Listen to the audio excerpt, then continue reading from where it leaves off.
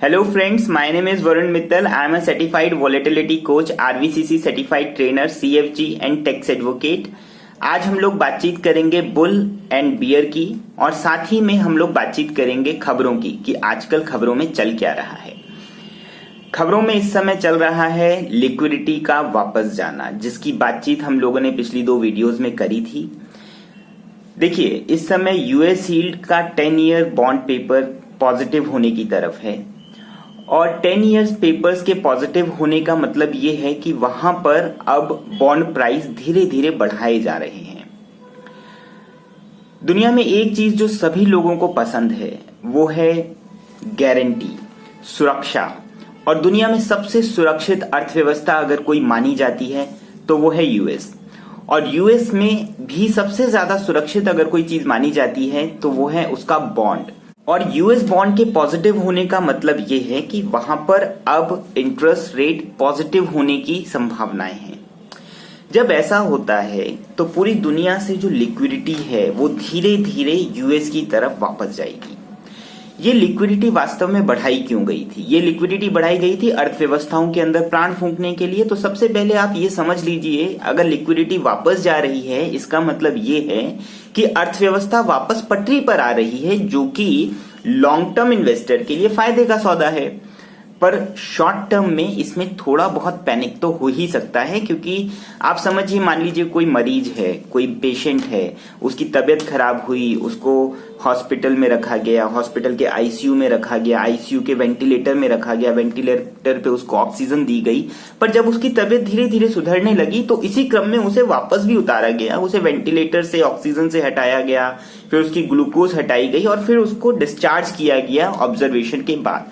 ठीक इसी तरीके से जब अर्थव्यवस्था पटरी पर आने की तैयारी में है तो सरकारें अपने पास वापस उसी तरीके से लिक्विडिटी को वापस लेगी और इसको हम लोगों को स्वीकार करना चाहिए। अब दूसरी महत्वपूर्ण बात हम लोग करते हैं बुल एंड बियर की, जो हम सभी का पसंदीदा विषय हो सकता है।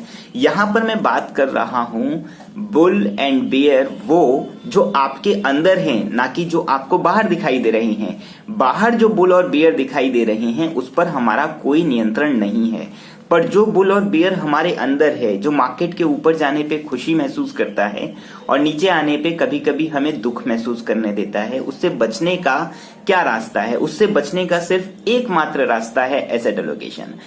वो इन्वेस्टर्स जिन्होंने एसेट एलोकेशन बुलिश मार्केट में करी थी, उन लोगों के लिए ये एक सुनहरा समय साबित होगा। आने वाले समय में अगर मार्केट्स कंसोलिडेट करती हैं, करेक्शंस आते हैं, तो उन इन्वेस्टर्स को डरने की बिल्कुल जरूरत नहीं है जिन लोगों ने एसेट लोकेशन करी हुई है, नंबर 1। नंबर 2, जो लोग एसआईपी और एसटीपी रूट पकड़े हुए हैं उन लोगों को भी डरने की कोई जरूरत नहीं है, क्योंकि लॉन्ग टर्म में म्यूचुअल फंड्स के अंदर एवरेजिंग ही वो सूत्र है जिसके आधार पर निवेशक लंबे समय में ज्यादा रिटर्न कमाता है और मार्केट्स के नीचे जाने पर कॉस्ट एवरेजिंग ज्यादा बेहतर होती है, एनएवीज एक्युमुलेशन ज्यादा होती है। तो डरने की कोई बात नहीं। अब चिंता का विषय क्या है? चिंता का विषय है खबरों का आना। अब खबरें क्या आ रही हैं? खबर आ रही है कोरोना के केसेस के बढ़ने की।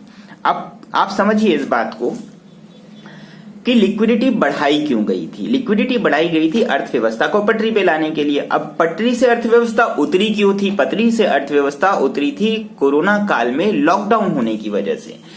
तो अगर आपको ऐसा लगता है कि आने वाले समय में हिंदुस्तान या फिर विश्व में लॉकडाउन उसी प्रकार से लगेंगे जिस प्रकार से मार्च और अप्रैल के महीने में लगे थे, तो ये चिंता का विषय ज्यादा है। पर ऐसा मेरी जहां तक समझ कहती है आने वाले समय में होना उतना आसान नहीं होगा, क्योंकि उस लॉकडाउन के बड़े भीषण परिणाम न सिर्फ हिंदुस्तान ने देखे थे बल्कि विश्व की सारी इकोनॉमीज ने देखे थे।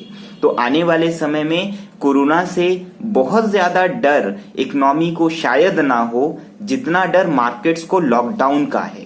तो अगर लॉकडाउन होते हैं तो ये करेक्शन थोड़ा सा डीप हो सकता है, पर अगर लॉकडाउन नहीं होगा, सिर्फ कोरोना थोड़ा बहुत अगर ऊपर बढ़ेगा, जो कि आने वाले समय में बढ़ सकता है, तो वहां पर थोड़ी बहुत करेक्शन हम लोगों को मिल सकती है। और करेक्शन एक इन्वेस्टर के लिए अपॉर्चुनिटी होती है, चिंता का विषय नहीं होता।